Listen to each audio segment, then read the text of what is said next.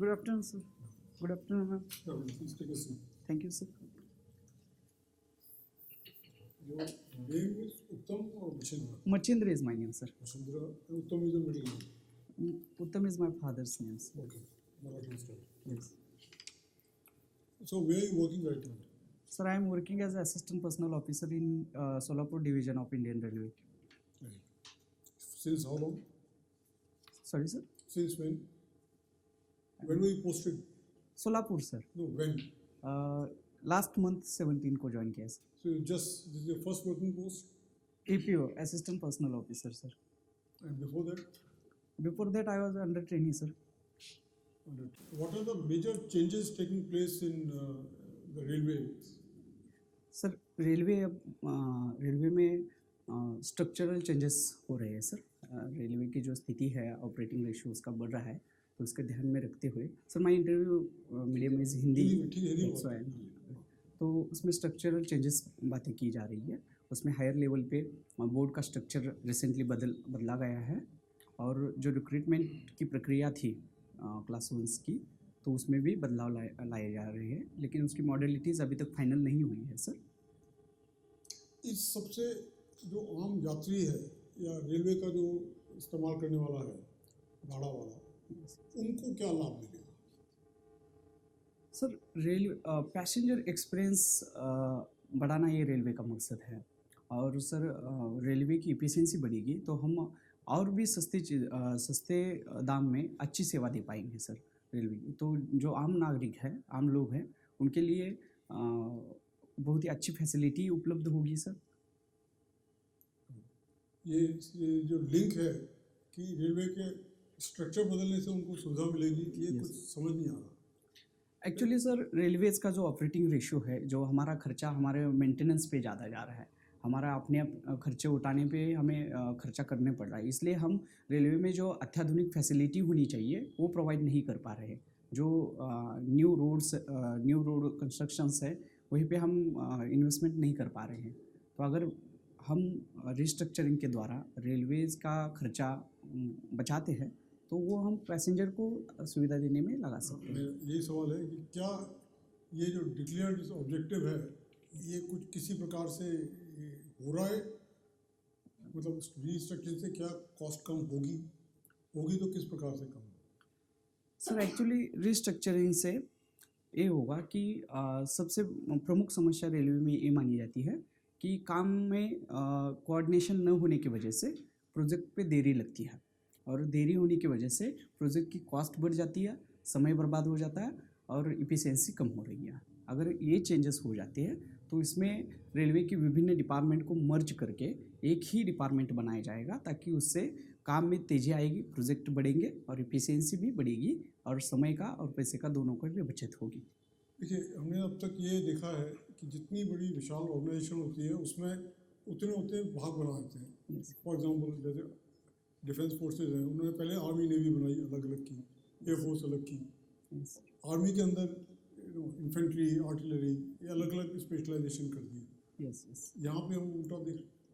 Sir मैं आपको एक उदाहरण दूंगा, उससे क्लियर हो जाएगा पिक्चर. एक कि हमने एक प्रोजेक्ट किया था कि रेलवे का इलेक्ट्रिफिकेशन कराए, तो 24 टारगेट रखा था कि 2024 तक हम रेलवे का इलेक्ट्रिफिकेशन कराएंगे. अब उसमें ये हो रहा है कि रेलवेज़ में अंतर्गत डिपार्टमेंट है, जैसे कि डीजल लोको चलाने वाला जो हमारा मैकेनिकल डिपार्टमेंट है, उनके द्वारा कुछ ऑब्जेक्शंस राइज किए गए कि आप इलेक्ट्रिफिकेशन करने के लिए ये नहीं कर सकते हो. तो हर एक अपने डिपार्टमेंट के बारे में सोचता है. उसके कारण क्या हो रहा है कि रेलवे के प्रोजेक्ट्स में उतनी तेज़ी नहीं आ रही है. तो इससे sir overall railway as organisation का नुकसान हो रहा है. इसलिए सरकार ने एक कदम उठाया कि किसी प्रकार का साइलो ना बने. ये कहते हैं कि प्राइवेटाइजेशन की ओर यानी कि छुपा हुआ एक तरीका है कि रीऑर्गेनाइजेशन के नाम से वो प्राइवेटाइजेशन कर रहे हैं. एक्चुअली सर ये सही भी है और ये ज़रूरत भी है रेलवे की. जिस प्रकार से परिस्थितियाँ बदल रही हैं और रोड सेक्टर हमें कंपटीशन दे रहा है, एयर सेक्टर हमें कंपटीशन दे रहा है, तो रेलवे को भी बदलाव की आवश्यकता है. नई टेक्नोलॉजी के लिए हमारी इफिशिएंसी बढ़ाने के लिए प्राइवेट सेक्टर को हम आमंत्रित कर रहे हैं, और मुझे लगता है ये सही तरीके से हम जा रहे हैं. चलिए, एक बात मुझे बताइए, आप जिस इलाके से आए हैं शोलापुर से, वहाँ पर हमने सुना है कि फार्मर सुसाइड एक बड़ी भयंकर समस्या रही है या अभी भी है, इसके बारे में थोड़ा सा। एक्चुअली सर सोलापुर महाराष्ट्र के वेस्टर्न महाराष्ट्र में आता है, पार्ट में आता है, तो वहाँ पे फार्मर सुसाइड की समस्या उतनी नहीं है जितना विदर्भ और मराठवाड़ा में है। तो सर सोलापुर में इरिगेशन का अच्छा विकास हुआ है, वहाँ पे कोऑपरेटिव फार्मिंग का विकास हुआ है। तो एम्प्लॉयमेंट के साधन भी आवश्यक है, तो वहाँ के फार्मर कृषि पे ज़्यादा डिपेंडेंट नहीं है, तो सुसाइड की वहाँ समस्या नहीं है। लेकिन विदर्भ मराठवाड़ा जहाँ पे इरिगेशन की कमी है सर, और जो कमर्शियल फार्मिंग है खास करके बीटी कॉटन, उसके जो भाव में ये रहता है, फ्लक्चुएशन रहता है, उसके कारण फार्मर को सही दाम, उचित दाम नहीं मिल पाता है। लोन की दिक्कत उनके होती है, खासगी साहूकार बहुत बड़ी मात्रा में चार्जेस करते हैं लोन्स का पेमेंट, तो इसी कारण फार्मर का सुसाइड होता है सर वहाँ पे। ठीक है, थैंक यू। मचिंद्र, आपने जैसे कहा कि कंपटीशन दे रहा है एयरवेज और रोडवेज, हमें कंपटीशन दे रहा है रेलवेज को, राइट? तो आप एक सीलोज अप्रोच नहीं लेके चल रहे हो। Why to look at it as a competitive scenario? Railways और रोडवेज या एयरवेज में या शिपिंग में हम कॉम्प्लीमेंटैरिटी नहीं देख सकते, सिनर्जीज नहीं देख सकते? अगर देख सकते हैं तो कैसे? ऑफकोर्स सर, हम एंड टू एंड कनेक्टिविटी की जब बात करते हैं तो वाटरवेज से रेलवे और रेलवे से एयरवेज और रेलवे से सिटी कनेक्टिविटी, इसको हम ध्यान में रख के काम कर रहे हैं। लेकिन सर रेलवे का जो पहला हिस्सा था मार्केट में, जो 90% हुआ करता था सर, अब हम 33% पे है। तो हमारे लिए कुछ टारगेट होना चाहिए, इसलिए हम कंपटीशन इस नज़र से देखते हैं कि हमारा टारगेट है कि हमें 50% शेयर को ऑक्यूपाई करना है। तो इस एंगल से मैं कह रहा था कि हमें कंपटीशन पे तौर पर काम करना चाहिए। ओके, अगर प्राइवेटाइजेशन ऑफ रेलवेज होता है तो वो एक आम कम्यूटर के लिए, ट्रैवलर, रेल ट्रैवलर के लिए, पैसेंजर के लिए कैसे लाभदायक रहेगा? सर पैसेंजर के लिए अच्छी फैसिलिटी मिल सकती है, पंक्चुअलिटी बढ़ सकती है, फिर जो कंफर्ट होता है ट्रैवलिंग का वो अच्छा हो सकता है सर। फिर सर रेल में वाईफाई की सुविधा मिल सकती है उनको। तो ये कुछ बातें हैं जो कि प्राइवेट सेक्टर अच्छे से प्रोवाइड कर सकता है। लेकिन ये तो आपके मिडिल क्लास मेंटालिटी हो गई। उस गरीब आदमी का क्या जो 5 रुपये से 7 रुपये भाड़ा होता है और वो इसका विरोध करने लगता है? उसको साथ में कैसे लेके चलेंगे? उसको वाईफाई नहीं चाहिए।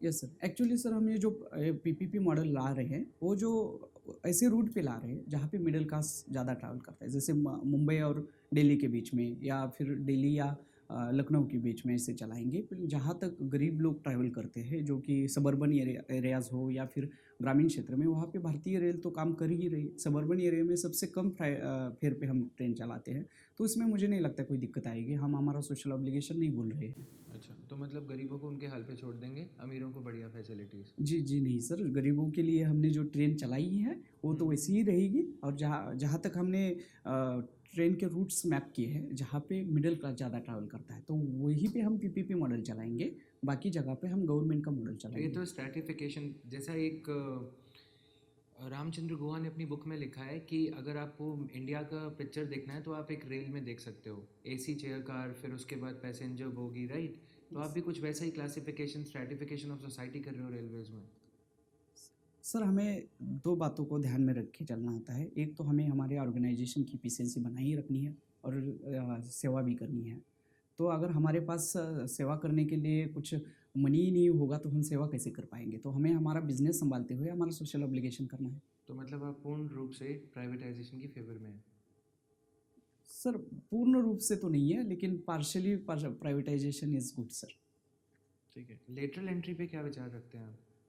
तो एक अच्छी बात है सर, जहाँ पे अब जिस तरीके से नेचर ऑफ वर्क चेंज हो गया है और जहाँ स्पेसिफिकेशन ज़्यादा आ रहा है, खास करके फॉरेन पॉलिसी में या फिर सोशल इंटरप्रेन्योरशिप में, जहाँ पे प्राइवेट सेक्टर बहुत डेवलप्ड है और वहाँ पे बहुत एक्सपीरियंस्ड और काम किए हुए लोग हमें मिल जाएंगे।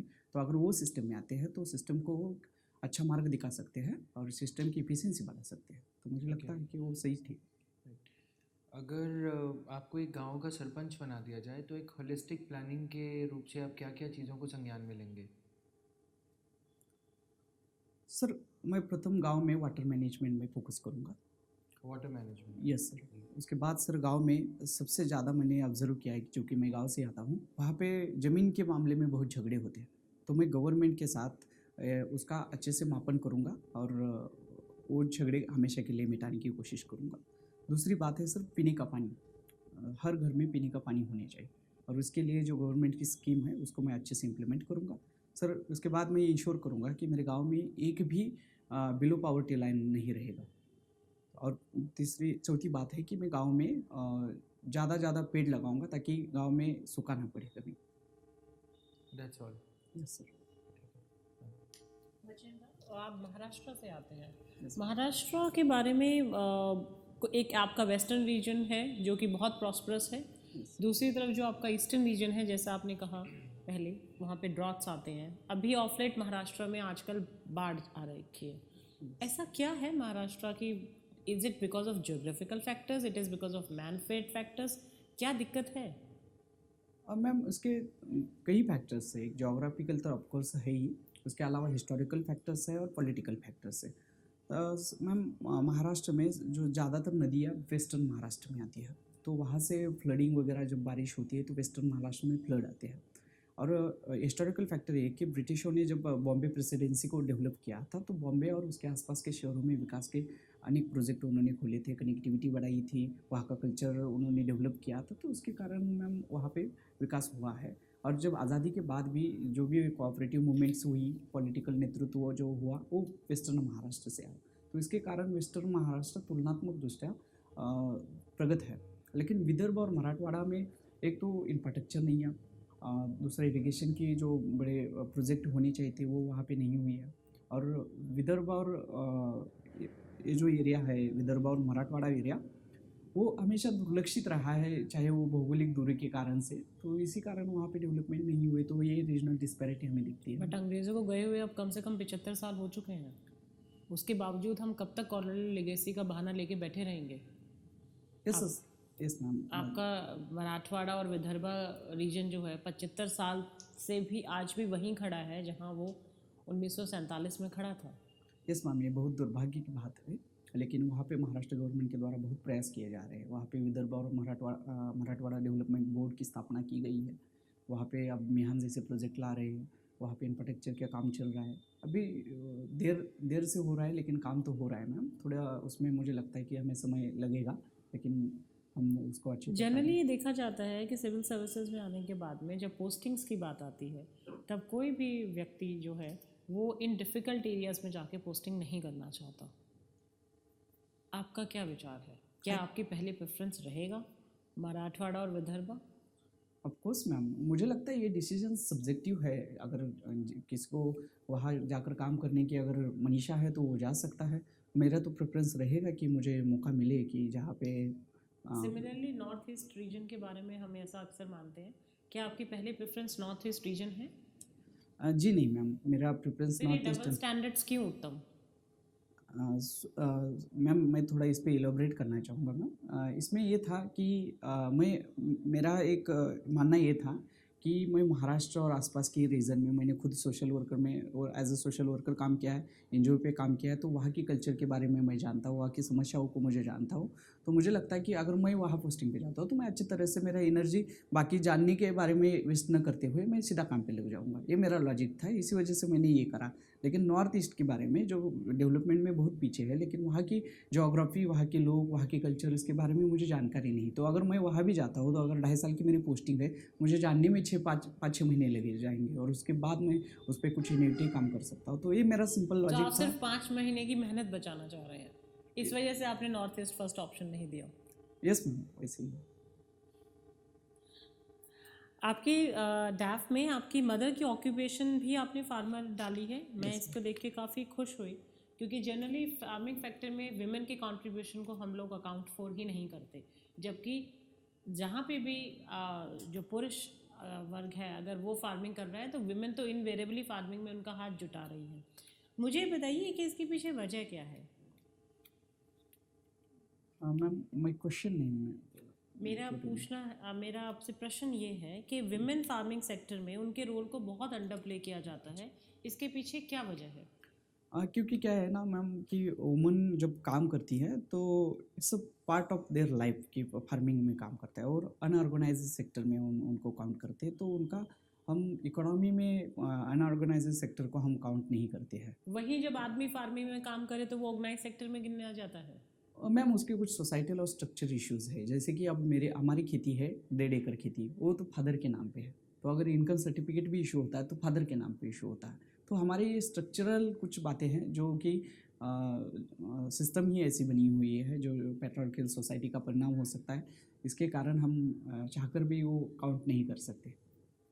अभी रिसेंटली फार्म लॉज आए जिनके बारे में विरोध जनरली जो है वो नॉर्थ इंडियन स्टेट्स काफ़ी कर रहे हैं, सदर्न स्टेट्स में बहुत ज़्यादा इसके खिलाफ कोई विरोध नहीं है, ऐसा क्यों है? मैम इसका कारण जो एमएसपी का सिस्टम जो और मंडी का व्यवस्था जो खास करके नॉर्थ स्टेट में पंजाब और हरियाणा में जो डेवलप हुआ है, उसकी वजह से वहाँ के फार्मर वहाँ पे विरोध कर रहे हैं, क्योंकि उनको लगता है कि अगर मंडी व्यवस्था हट जाएगी तो उनके जो क्रॉप वो उगाते हैं, खास करके गेहूँ और ये जो राइस का क्रॉप होता है, उनके लिए अच्छी कीमत बाजार में नहीं मिलेगी। ये स्थिति पश्चिम या दक्षिण भारत में नहीं है, वहाँ पर पे आपके महाराष्ट्र में तो गन्ने की शुगर केन का है, उसको आप किस प्राइस पे ब्रोकर कर रहे हैं? यस उसका मैम, भी वो तो तो आपका प्राइस है। यस मैम, उसका तो एफआरपी करके प्राइस होता है, उस पर हम तो लेते फिर हैं। वो वहाँ के फार्मर्स क्यों नहीं आ रहे विरोध में? क्या इस फार्म लॉज का उस पर असर नहीं पड़ेगा?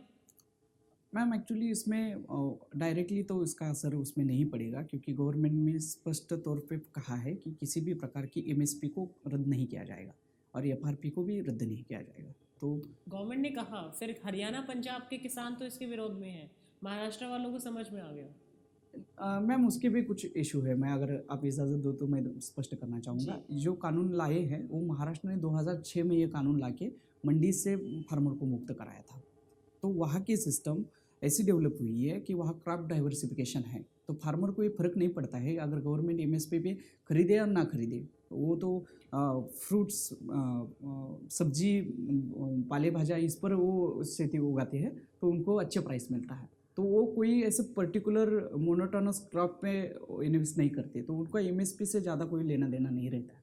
तो लेकिन हरियाणा और पंजाब के फार्मर है जो कि उनका प्रमुख जो 95% वो तो खेती करते हैं, वो तो गेहूँ और इसकी करती है, राइस की।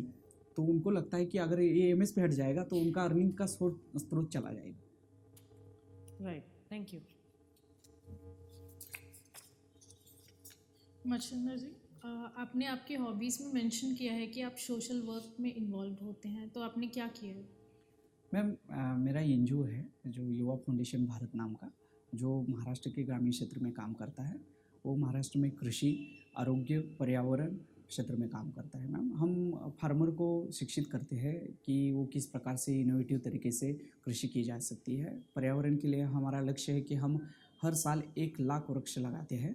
और मैम फिर रूरल डेवलपमेंट के लिए वहाँ की यूथ्स को हम कॉम्पिटिटिव एग्ज़ाम का मार्गदर्शन करते हैं और उनको अन्य अवसर जो उपलब्ध है मार्केट में उसके बारे में प्रशिक्षण देते हैं। आप ऑलरेडी एक एनजीओ चला रहे हैं, तो फिर आपका क्या उद्देश्य है कि आप वापस से सिविल सर्विसेज में आना क्यों चाहते हैं?